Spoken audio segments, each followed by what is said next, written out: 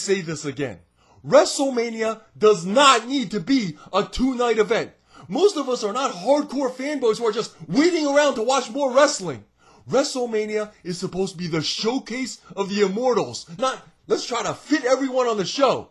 It may be an old school and outdated idea, but in my opinion, if they got rid of all those commercials and recaps and unnecessary matches, they could easily fit WrestleMania into being one focused, solid, epic show that satisfies both casual fans and hardcore fans. But with that being said, I like how the WWE is getting better with the 2-night format. I like how The Rock's tag team match on night 1 impacted night 2 of WrestleMania.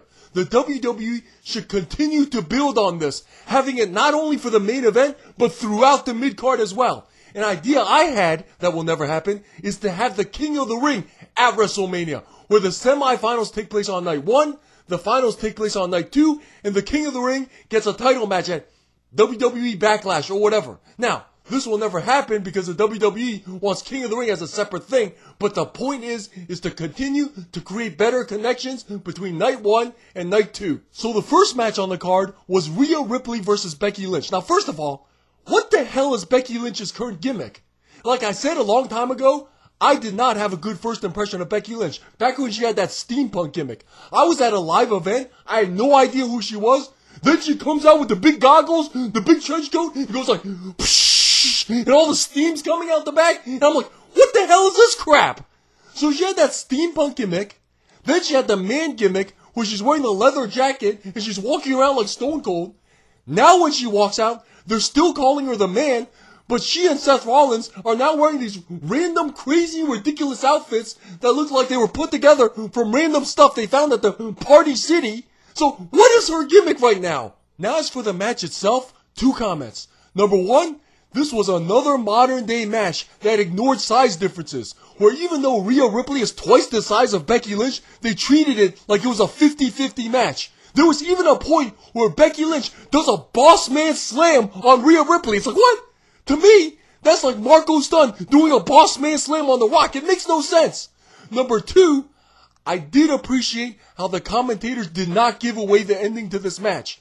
One of my major criticisms of WrestleMania 39 was how the commentators would give away the endings to the matches with their commentary, where they would say, a wrestler has no chance to get the pin, and then the wrestler gets the pin. Here, Rhea Ripley was treated as the favorite to win the match, and she actually wins the match. So the commentators did good here. However, it would not last, as after this match, the commentators would go right back to giving away the endings to this matches like they did at WrestleMania 39. Then, after a shitload of commercials, the second match was a 16 tag team title match, featuring The Miz and R-Truth with a bunch of ham and eggers. Johnny Gargano and Tommaso Ciampa come out cosplaying as D-Generation X, which pretty much represents where we are in wrestling right now, where we went from Triple H and Shawn Michaels to these 2 little indie jobbers. Austin Theory was also in this match. Wait a minute. Didn't Austin Theory beat John Cena at last year's WrestleMania? And now he's in this random tag team match? So what was the point of him beating John Cena? During the match, there's a part where Finn Balor is holding a ladder. Tyler Bate picks up Finn Balor with the ladder and does an airplane spin, so the ladder is spinning in the ring. For no reason, Kofi Kingston walks in the ring and gets hit by the ladder. It was so unconvincing. Then after a shitload of commercials, the next match was the tag team match between Rey Mysterio and Andrade versus Dom and Escobar. Now first of all, even though this was a 2-on-2 tag team match, like 1,000,000 people came down to the ring. It's like it reminded me of AEW. My friend watched AEW and he asked me, he's like, dude, why do AEW wrestlers roll 10 deep? Meaning, in AEW, even when it's a 1-on-1 wrestling match, when the wrestlers come out, there's like 10 of them coming out at the same time. It's like they're trying to get everyone on camera. WrestleMania is supposed to be the showcase of the immortals, not let's get everyone on camera. Rey Mysterio comes out with this gigantic group of people, and everyone's in these fancy outfits, except for Carlito, who's wearing a regular shirt and jeans, almost like they found him in the parking lot, and now he's just walking down with them. Zema Ion from TNA is also in this match for some reason, and he yells, "This is my WrestleMania moment!" before launching himself outside the ring into a bunch of wrestlers. It's like, so random. So the next match was Jimmy Uso versus Jey Uso, and I don't have much to say about this match except that Even though I wasn't that interested in this match, it does qualify as a WrestleMania match because WrestleMania is supposed to be the raging climax where things come to a head, and the showdown between the Usos certainly qualifies for that. So even though I thought the match was just okay, it does qualify as a WrestleMania match, and I can see how other fans would be into it. The next match was Damage Control versus Bianca Belair's team. Now, here's a match that did not necessarily need to be at WrestleMania. The purpose of the match, obviously, was to put over Jade Cargill, and that's how the entire match was structured, where it's building up to Jade Cargill tagging in, and then she comes in and kicks some butt. But did it really need to be at WrestleMania?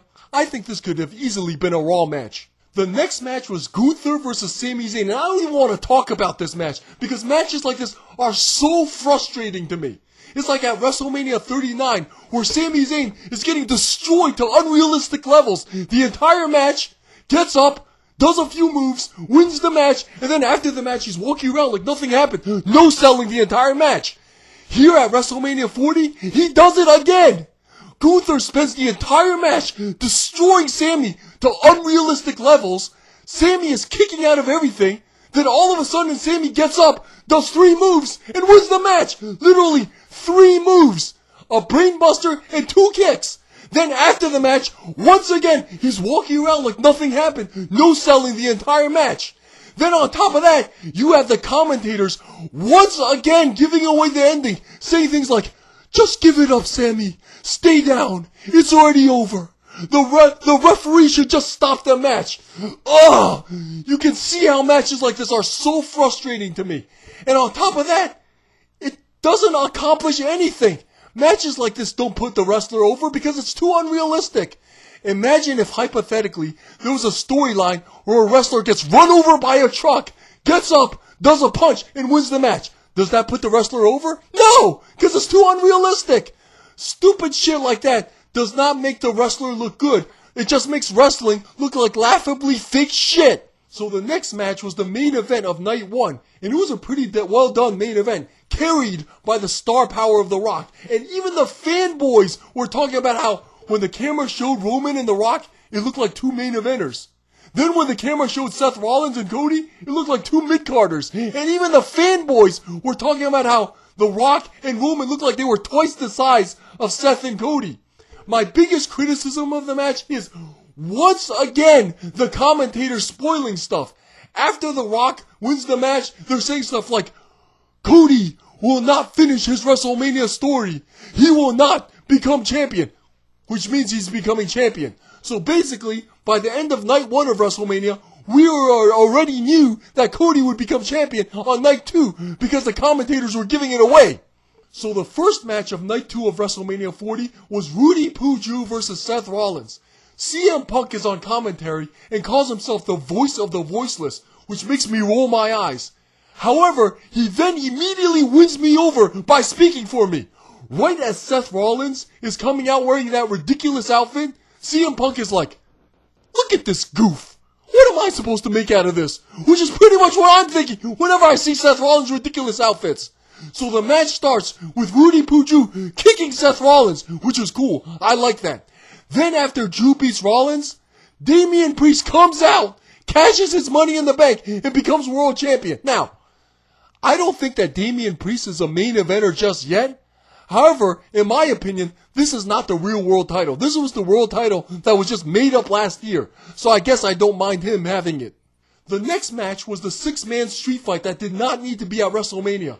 The best part of the match was Snoop Dogg, who was on commentary and saved the match from its most awkward moment. The wrestlers were about to do a table spot, but the table broke before they could do the move. It would have been a super awkward moment, but Snoop Dogg's rambling on about, "Oh, they broke Grandma's table," and saying all these funny things that pretty much saved the moment. The next match was AJ Styles versus LA Knight, and I went into this match thinking it had the potential to steal the show. However, the way the match was booked honestly made it boring for me. This was one of those matches where one of the wrestlers targets another wrestler's body part. In this case, AJ Styles targeting LA Knight's knee. So basically, AJ is going after LA Knight's knee, and LA Knight is limping around trying to recover. When a match is structured like this, It makes the match more slow and methodical instead of action-packed. I would have preferred an action-packed match, which these wrestlers are more than capable of. So the next match was the US title match between Logan Paul, Randy Orton, and Kevin Owens, and it was actually a pretty exciting match. More exciting for me than LA Knight versus AJ Styles. The criticism I have of this match is that it was more kicking out of everything.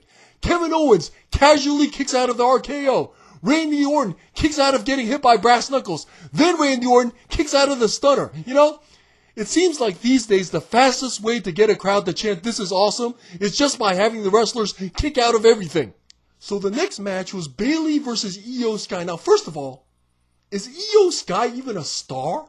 Like, can you go out and talk to people about Iyo Sky and people know who she is? Second of all, wasn't Bayley just a heel who is known for taking fan signs and ripping them up? So now she's this babyface high-fiving fans down to the ring? As for the match itself, once again, the commentators are ruining the match by giving away the ending. Iyo Sky kicks out and the commentators are like, well, that may have been Bayley's best shot right there, which means Bayley's winning the match. The way the commentators are giving away the endings to the matches is awful and ruining the matches. Then we had the main event of Night 2 of WrestleMania 40, which I wasn't as excited about because the commentators gave away the ending of the match the night before. And during the match, the commentators continued to spoil it, saying things like, "This is Cody's last stand. And I can't help but notice the supreme confidence of the tribal chief. And it may be impossible to pin Roman Reigns." Like, how am I supposed to suspend disbelief when the commentators are constantly giving matches away? But there were some cool moments of this match. Roman Reigns does the perfect plex, and the commentator actually calls it a perfect plex and mentions Mr. Perfect. That was pretty cool. And then, of course, there was that part of the match where the WWE just started throwing shit out there. John Cena comes out. Then The Rock comes out. Then the Shield version of Seth Rollins comes out. And then The Taker appears. And even some fanboys are talking about how that doesn't make any sense. Then Cody wins the match. And Sami Zayn and Kevin Owens come out to celebrate. Wait a minute. Why didn't Sami Zayn and Kevin Owens come out before? Why was it John Cena? It's almost like the WWE was just throwing star power out there, regardless of how much it makes sense. Overall, like most recent WrestleManias, this was decent, somewhere in the middle. In my opinion, if they just made WrestleMania one show instead of two shows, got rid of the shitload of commercials, got rid of the unnecessary matches, and most importantly, stop having the commentators give away the matches, then we would have a more interesting, exciting, and focused show.